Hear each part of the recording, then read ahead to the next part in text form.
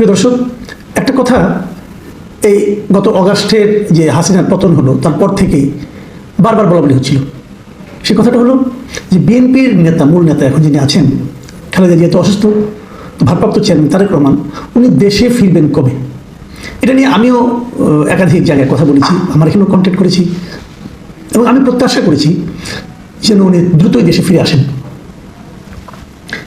এই বিষয়টা নিয়ে অনেকেই কথা বলেছেন এবং তার দলের নেতৃবৃন্দের মুখেও নানা ধরনের কথা শুনেছি। কেউ বলেছেন ওনার নামে সব মামলা তো শেষ হয়নি, কেউ বলেছেন ওনার নিরাপত্তা বিষয়ক একটা সমস্যা থাকতে পারে, দেশের সামগ্রিক পরিস্থিতি ওনার আসার জন্য প্রতিবন্ধকতা, এরকম কথা অনেকে বলেছেন। নানা বিতর্ক এটা নিয়ে হয়েছে। সর্বশেষে আজকে এটা নিয়ে কথা বলছি এই কারণে যে আজকে ওনার নামে থাকা নিম্ন আদালতের, বিচারিক আদালতে সর্বশেষ মামলাটাও শেষ হয়ে গেল।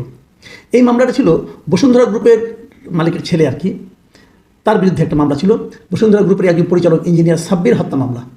সেই মামলায় আসামি ছিল বসুন্ধরা গ্রুপের মালিকের ছেলে এবং বলা হচ্ছিল সেই মামলায় সেই মামলাটা তাদেরকে বসুন্ধরার ছেলে, মালিকের ছেলে যিনি ছিলেন, তাকে মামলা থেকে অব্যাহতি দেওয়া হয়েছে অথবা মামলাটা শেষ করে দেওয়া হয়েছে। এর পেছনে কাজ করেছিল তারেক রহমান এবং তৎকালীন স্বরাষ্ট্র প্রতিমন্ত্রী লুৎফুজ্জামান বাবর। তাদেরকে নাকি 21 কোটি টাকা ঘুষ দেওয়া হয়েছিল এবং সেই ঘুষ পেয়ে তারা নাকি ওই বসুন্ধরা মালিকের ছেলেকে হত্যা মামলা থেকে দায় মুক্তি দিয়েছিল। তো এই ধরনের কথা বলা হয়েছিল এবং সেই মামলাটা হয়েছিল 1/11 সময়। 1/11 সময় তার বিরুদ্ধে এই মামলাটা হয়। 2007 সালের 4 অক্টোবর এই মামলাটা হয় এবং সেই মামলার বিরুদ্ধে চার্জশিট দাখিল করে দুদক এবং ওই বছরের 2008 সালে এই মামলা তার আসামিদের বিরুদ্ধে চার্জ গঠনও করা হয়। সেই মামলাটা বিচারিক আদালতে আজকে বাতিল হয়ে গেল এবং বাতিল হয়ে গেলে কোন গ্রাউন্ডে?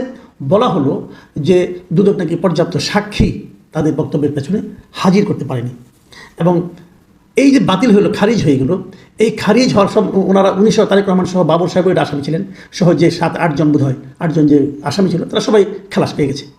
এই খালাসের মাধ্যমে বিচারিক আদালতে তারেক রহমানের বিরুদ্ধে এখন আর কোনো মামলা অবশিষ্ট থাকলো না। তো উনি এখন যে কোনো সময় কিন্তু দেশে চলে আসতে পারেন, ওনার নামে আর কোনো বিচারিক আদালতে মামলা নেই। হ্যাঁ, মামলা কিন্তু অনেকগুলি ছিল, সেই আপনার 1/11 সময় থেকে শুরু করে পরবর্তী সময় আওয়ামী লীগ যখন ক্ষমতায় আসছিল, এরা বিভিন্ন সময় বিভিন্ন রাজনৈতিক মামলা, নানা রকম মামলা, সব মিলিয়ে প্রায় 85-85টা মামলা, 85টা মামলা তারেক রহমানের বিরুদ্ধে করা হয়েছিল সব মিলিয়ে।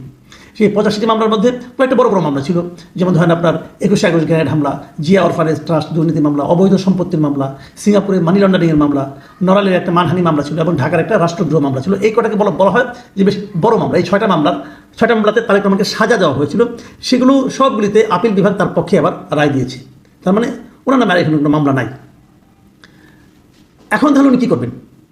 এতদিন যে কথাটা বলা হচ্ছিল যে উনি এই সমস্ত মামলার কারণে দেশে আসছেন না, কারণ মামলা থাকার কারণে ওনাকে জেলে যেতে হতে পারে, এটা কারণ বলা হচ্ছিল। আবার বলা হচ্ছিল দেশের পরিস্থিতি এরকম, এর মধ্যে আসবেন কিনা। আবার বলা হচ্ছিল যে ওনার নিরাপত্তাজনিত সমস্যা থাকতে পারে, এই জন্য ওই জন্য আসবেন না। এই সমস্ত নানা কথা কিন্তু বলা হচ্ছিল। কিন্তু আমার বিবেচনা, আমি যেটা মনে করি, আসলে মূল কারণ ছিল মামলা মোকদ্দমা। উনি জেলে যেতে চান নাই, অথবা উনি ভেবেছেন জেলে গেলে অন্যরকম অন্য কোনো সমস্যা হতে পারে, যে জন্য হয়তো ওয়েট করেছেন। এখন কিন্তু উনি মুক্ত মানুষ, যদি এখন উনি চলে আসেন তাহলে ওনাকে জেলে যাওয়ার আর কোনো আশঙ্কা থাকবে না। তো আমরা ধরেই নিতে পারি যে উনি এখন চলে আসবেন। কবে আসবেন এই প্রসঙ্গে আরও আলোচনা কিন্তু হয়েছে। অনেকে বলাবলি করছিলেন যে খালেদা জিয়া যিনি লন্ডনে আছেন তার ছেলের কাছে, উনি নাকি দ্রুতই দেশে ফিরে আসতে চাচ্ছিলেন। তখন ওখানকারই নেতাকর্মীরা বলেছিল লন্ডনের যে আপনি অন্তত ঈদটা আমাদের সঙ্গে করে যান। সেই হিসেবেও হয়তো উনি ঈদ করতে রাজি হয়েছেন এবং ঈদের পর এপ্রিলের 2nd উইকের মধ্যে উনি দেশে ফিরে আসবেন। তখন বলা হচ্ছিল তাহলে কি মার সঙ্গেই তারেক রহমান আসবেন? আবার আরেকটা সূত্র বললো যে না, উনি একা ওনার সঙ্গে আসবেন না, হয়তো খালেদা জিয়া আগে যাবেন, তারপরে সপ্তাহখানেক পরে অথবা কিছুদিন পরে তারেক রহমান আসবেন। এটা ছিল আগের হিসাব। কিন্তু এই যে সব মামলা শেষ হয়ে যাওয়ার ফলে যখন ওনারা গ্রেপ্তার হওয়ার কোনো আশঙ্কা নেই, কারণ আগে যখন এপ্রিলে আসতে চেয়েছিলেন তখন কিন্তু উনি জানতেন না যে এর আগে মামলাগুলো শেষ হয়ে যাবে, তখন হয়তো গ্রেপ্তারের একটা আশঙ্কা ছিল। ওই আশঙ্কাকে মাথায় নিয়েই উনি আসতে চেয়েছিলেন, এরকমটা তার নেতারা বলছেন, বিএনপির নেতারা বলছেন।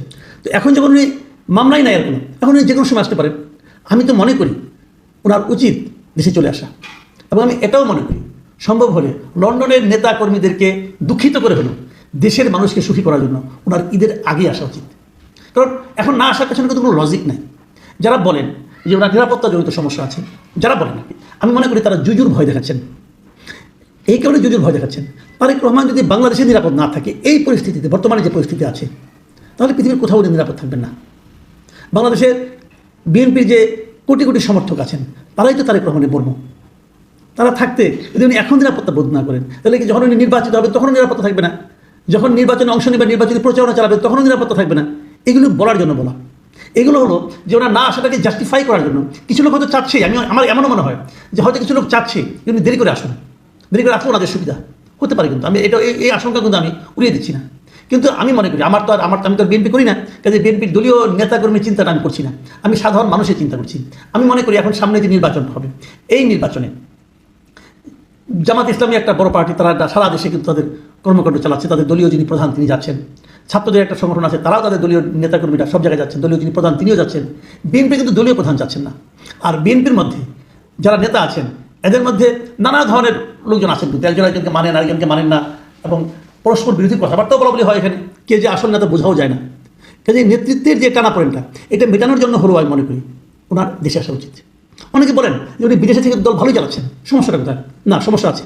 বিদেশে উনি যত ভালো চালাচ্ছেন, উনি যদি দেশে আসেন তাহলে উনি তারও চেয়ে ভালো চালাতে পারবেন। একটা কথা মাথায় রাখবেন, যখন উনি দূরের থেকে কিছুকে দেখেন তখন কিন্তু স্বাভাবিক দেখা যায় না। আবার অনেক সময় অনেক ইনফরমেশন তার কাছে বিভিন্ন ধরনের মাধ্যমে পৌঁছায়, যাদের মাধ্যমে পৌঁছায় তাদের কিছু স্বার্থ থাকে।